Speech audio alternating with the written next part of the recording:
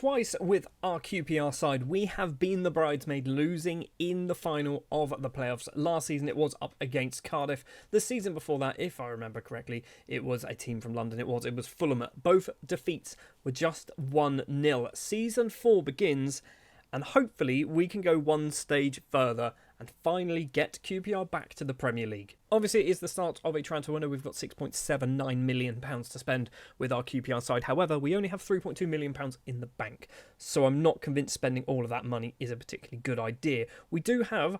Well, I say do. We have just had quite a nice big income, £6 million coming in from season tickets, which is kind of a spike that we obviously get every single year. I'm not really sure what our transfer policy is going to be for season 4. If we look at our best 11 using the 3-4-2-1 formation, I guess is what this is, we've got a few players that might need to kind of get replaced and improved. I think Christian Walton in goal might need to get improved. I think almost certainly we've got Quesada, Thorne. Maybe we need ourselves a brand new left-back and maybe even an attack midfielder as well. Scott Wright, he's not particularly amazing, is he, at 2.5 star. Andrew Moran at 4, obviously very, very good. We've got a good squad. Maybe we could do with another centre-back as well, but I think we're all right actually in defence. Just for context, these are all the players that we have in our squad at the moment. I've sorted by what I'm training them as, which is basically what position I see them to be. Obviously, we've got 3 goalkeepers, Walton, Walsh and Goodman. I think we need a new number 1 goalkeeper, don't we? Because I don't think Walton's really good enough, especially at 32 years of age. He's okay, but I think we can do better now. We've also got in defence Clark Salter, Grant, Spencer Adams is his name, Semi Ajayi, Luke Mbete, and also Rob Gardner, who spent last season out on loan a little bit, I think, went to Reading. So we've got a decent amount of centre-backs. We've got 6 centre-backs in total. Maybe we need to get ourselves a brand new one because Ajayi is 34. Clark Salter is 30. We're getting kind of some of the older players there, so maybe a new centre-back might be on the cards. From a full-back perspective, we've got Huggins, we've got Norton Cuffy, and we also have Sean Stewart and Caseda Thorne. Sean Stewart is not a left wing-back. We're desperately trying to train him there. He doesn't want to do it. So I think left wing-back is almost certainly something we need to do. Defensive midfield, Field, McGrain, Mullen, Cornes, and Pajadziti might be his name. Pajadziti is actually leaving at the end of his contract in a few days' time, so he's not going to be here. Speaking of, Semi Ajayi is out of contract as well in a few days' time. Probably want to extend that one, as with Josh Grant as well, and Christian Walton. Attack midfield, we've got 3 at the moment, Willock, Moran and Wright, and then Atete, Ola Adambomi and James Taylor as our strikers. So I think up front we're okay. We could do with a 4th attack midfielder. I think I want Willock to possibly move on as well. He is out of contract. Maybe Willock is going to move on. Anyway, let's jump forward then to the other side of the first transfer window, see how well things go. And obviously, we would have played a few league games too. It has been a bit of a busy summer. 6 players have left the club on permanent deals. Robert Duoma is one of them, 19-year-old Ghanaian, came through our youth intake a few seasons ago. He's gone on a free transfer. Going up in value, Joe Walsh has moved over to Zaragoza because basically we didn't really need him. He didn't want to leave, so we had to hire somebody to basically sell him, which is why he's gone over to Spain. That always seems to happen. £32,000 is all we're getting for him.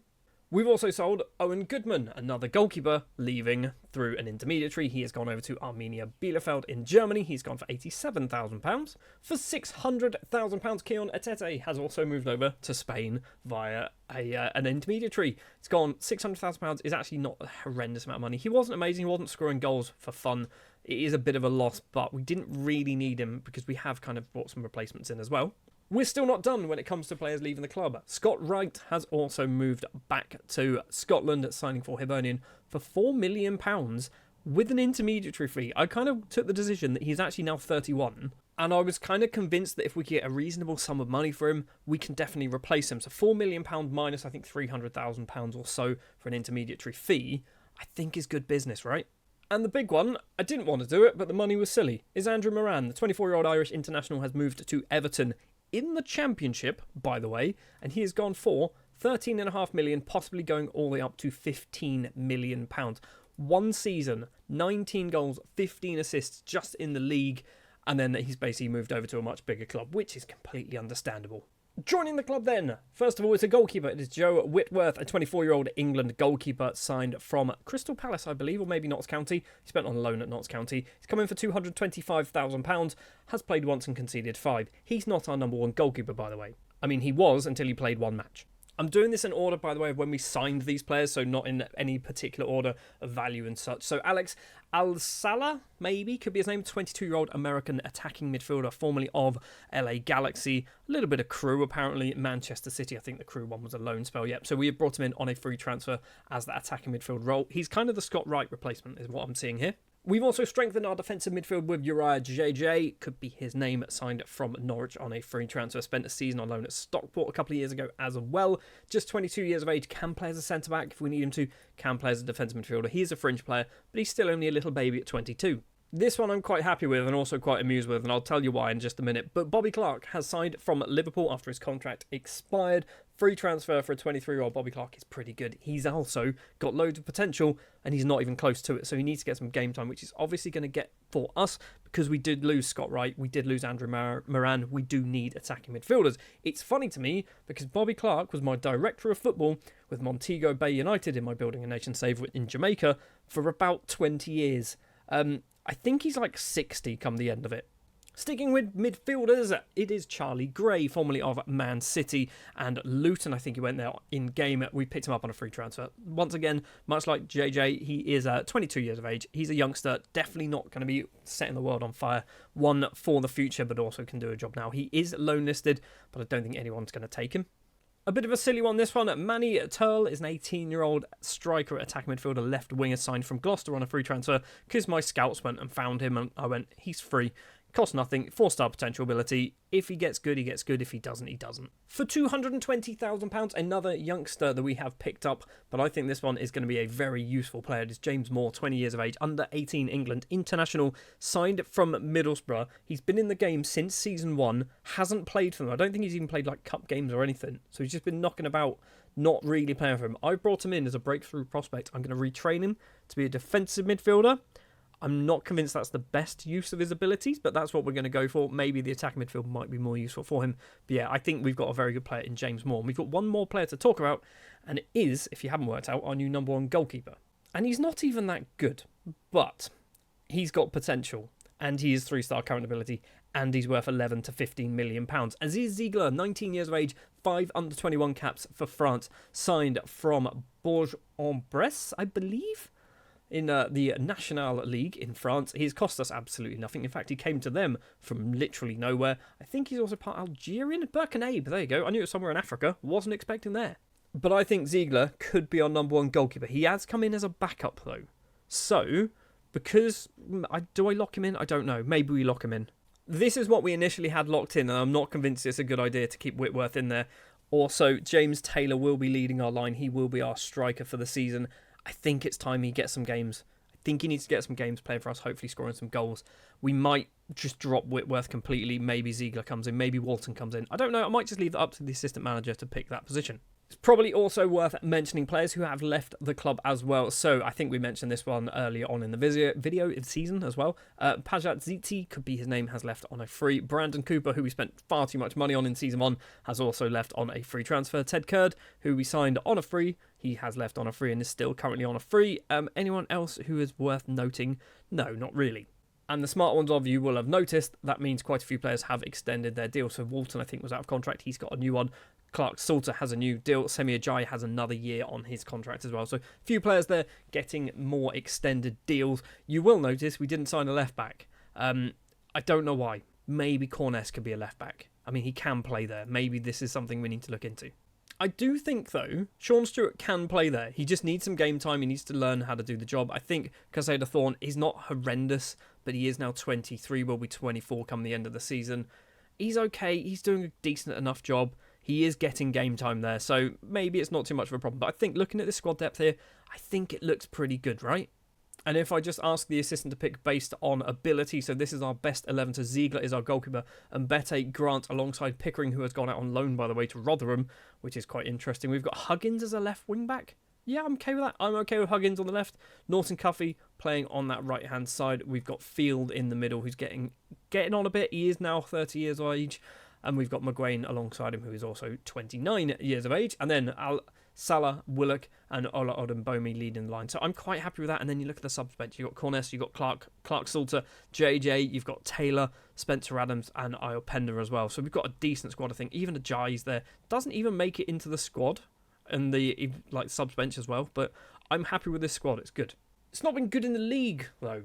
Problem is, we are 6 games in, and we have won just once, beating Millwall 3-0, which is a match that we probably needed to win, let's be honest. We drew with Plymouth and Watford, and we have lost against Sunderland, Blackburn, and Birmingham. I don't think this is a reflection of how our season is going to go, I'll be completely honest. I'm hoping things turn around, and we can fly up the table a little bit. If we can get back into the playoffs, finish in the playoffs, that will be amazing.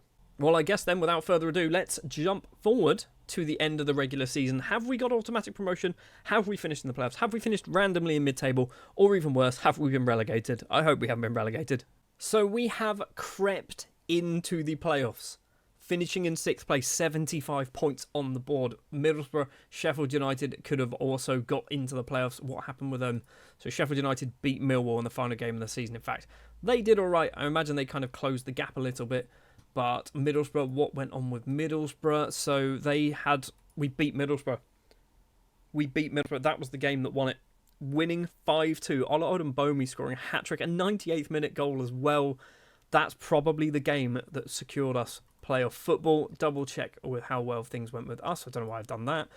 We actually had a pretty good run to the end of the season, losing to Blackburn but beating Cambridge, Middlesbrough, drawing with Fulham, beating Huddersfield on the final day of the season as well. Lots and lots of goals scored. February was a bit of a mess, though. I have just seen we played Man City in the FA Cup 4th round and took them to a replay. Did get battered, but we did take them to a replay.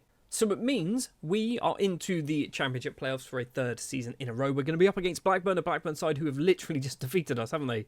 We literally lost 2-0 to Blackburn not too long ago, and I think we lost them early on in the season as well. Probably one of the first matches we did. We have not scored a goal against Blackburn and conceded 5. Oh, this might not end well. We have also had our youth intake come in for Season 4, and there's a few players that could be interesting. It is a below-average intake, which kind of is cut off there, but I promise you it is there. We've got Mohamed Appiah, who is okay, 6'4", he's a big lad. He can weirdly play as a right wing-back, centre-back and defence midfielder. You're probably not a right wing-back, mate. I'd say he looks okay. He looks rubbish, doesn't he? We've got Stephen Barrett as well, fast winger, for a position that we don't play, kind of annoying, so we have to retrain him into the middle of the pitch. We've also got Calvin Adarqua, might be his name, looks absolutely garbage. It's not been a good intake. I'll be honest with you, Football Manager 24, since when FM25 should have come out, I've had just horrendous youth intakes in every single save that I've done, I think. I want to have a very quick check. So I didn't lock in a goalkeeper, by the way, and it looks like Ziegler was our number 1. 40 league appearances, 44 in all competitions, 10 clean sheets in the league, did concede 58. He has improved drastically, right? So somebody else might be able to kind of make more sense of this, but he looks like he's got better. So he's improved in his throwing, his anticipation, concentration, decisions, positioning, vision. They've all gone up. So is his pace, which is really not that amazing. But there are lots of green arrows as well. So things also on their way up that haven't necessarily ticked up just yet. So he's doing well, okay? He's doing well. 3-star current ability there, and then 3.5-star potential current ability, in not even a year. So he's getting better, which is good. Have seen as well, Ola Odembomi played 49 games, scoring 29 goals. He's getting better, but he's still not amazing, is he? I feel like we need to replace him. We need to get a better striker. James Taylor, I was hoping, would be able to do the business. He's not really played a lot. He's come off the bench 14 times and has not scored a goal. You need to learn how to score goals, mate. That's your job. Right, let's jump forward then to the other side, I'm going to say, of the Blackburn games. See if we can get our way through to a playoff final once again. In the first leg then, at home against Blackburn, it did not start off particularly well. Sigurdsson, with the opening goal of the game, tucks it into the bottom corner past Ziegler, and I thought, here we go again. However, we score our first goal of the season against Blackburn in 3 matches. Huggins with the ball, runs towards goal, takes a lucky deflection into the bottom corner. It is 1-1 as we go into the break. And then into the second half, it is that man again, Niall Huggins, on that left-hand side, loads and loads of space, cuts inside, goes for a little run, keeps going straight past the goalkeeper. 2-1 victory at home against Blackburn. And it means all we need to do is not lose in the second leg.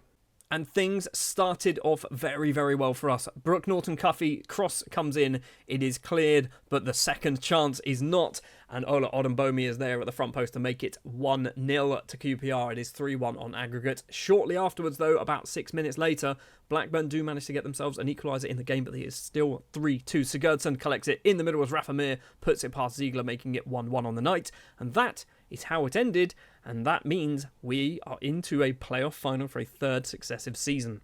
And our opponents will be Sunderland, who have just managed to squeak past Southampton, so drawing 1-1 in the away leg, and then 1-0 thanks to a Jack Clark penalty in the home leg there at the Stadium of Light. As a Southampton fan, that is very Southampton of us, isn't it? Get to a playoff semi-final, basically do all the hard work, get a draw, I say all the hard work, get a draw, and then concede a penalty and lose 1-0 to get knocked out. Anyway, we are now going to jump forward then to the playoff final.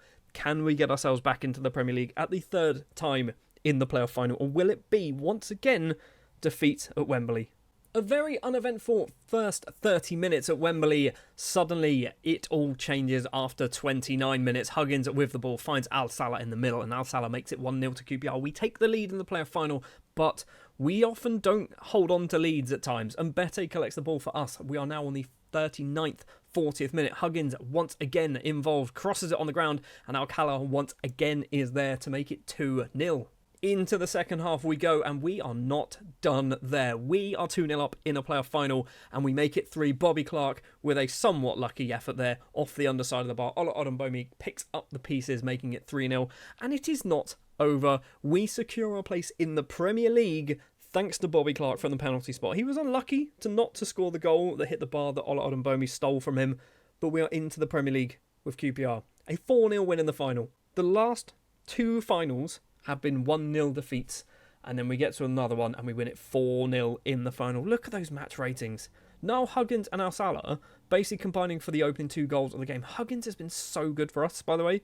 He's got 10 league goals, 10 assists as well. Average rating of 7.15 from left wing back, which is not a position arguably he's able to play because he's right-footed, but he's done a job there, getting loads of assists. He's been unreal this season. Absolutely unreal this season. Last season he got loads of assists. This season he didn't get as many, but he also chipped in with a few more goals as well. So there it is. It's taken 4 years to get QPR promoted to the Premier League. Now my initial goal with this save was that I was basically going to get a team promoted to the Premier League and then resign. Because all my job is to do is to get them promoted to the Premier League and then take control of another Championship side and see what we can do with them and get them promoted to the Premier League. However, I've kind of fallen in love a little bit with this QPR side. We've got some really good players. We've got some really good young players. Ziegler, I think, is going to be a superb footballer. He's already getting better. We've also got like Rob Gardner, came through our youth intake. I wasn't even at the club at the time. I think he's going to be a good footballer. We've also got James Taylor. I love the fact that we've got him in the squad. Ola Odembomi, he's rubbish. Loves the goal, though. That's what we like to see. We've got some really good players here, and I feel like I'm building something, and I want to try and make QPR survive in the Premier League in Season 5. Whilst we're here looking at the players then, so we have Marcus McGuane scoring 10 goals, getting 5 assists from defence midfield. Bear in mind, this is going to be a Premiership side next season. A Premiership, it's not been called that for years. A Premier League side next season. Marcus McGuane is not good enough. The summer's going to be busy, isn't it, if we're going to try and stay up. McGuane, loads of goals, probably not good enough. Noel Huggins, we've already seen. I think he's earned himself a job in the Premier League for QPR, so I'm happy with that. We've got Bobby Clark, who's done all right, actually 10 goals in all competitions, 5 assists as well. He's wanted by Derby. If a decent offer comes in, I'm kind of tempted to accept that. If we can get like 15 million for Bobby Clark, I might let him go. Chris Willock is 31. He's not good enough for the Premier League, but he is good enough for the Championship. 13 goals, 5 assists. I feel like next season you might need to leave in the summer if we can get rid of you. And Ola Odembomi, 31 goals in all competitions, 5 assists as well, 29 league goals. I mean, he's rubbish. He's absolutely rubbish. But for £1 million, he scored a lot of goals. What is that? I mean, that's basically 53 plus 54, 64, 70 goals in 4 seasons for £925,000. I want to have a look as well at assists. So Huggins is there with double figures. We've seen Dominic Corness, 15 assists. Where have you been playing? Have you been playing as a left wing back at times? Occasionally, but not often. Defensive midfielder by the looks of it for the most part. I mean, he did have a little spell there as a left wing back. We've also got Brooke Norton-Cuffy, obviously, as the right wing back. 21 assists. I mean, a lot of these players aren't good enough for the Premier League. Our best players is Huggins. We've got Ziegler. I mean, he's going to have to do. Brooke Norton-Cuffey is our third best footballer. He's going to be a Premier League footballer next year. Marcus McGuane's fourth best. I just want to do a check. Right, let's go to Hull. This is a team that have just been relegated. Let's find a defensive midfielder. Lewis O'Brien. Compare you with Marcus McGuane. Where is Marcus McGuane? I mean, they're similar. They are similar. I mean, arguably O'Brien's slightly better, but marginally. Oh, it's not going to be a fun season, is it?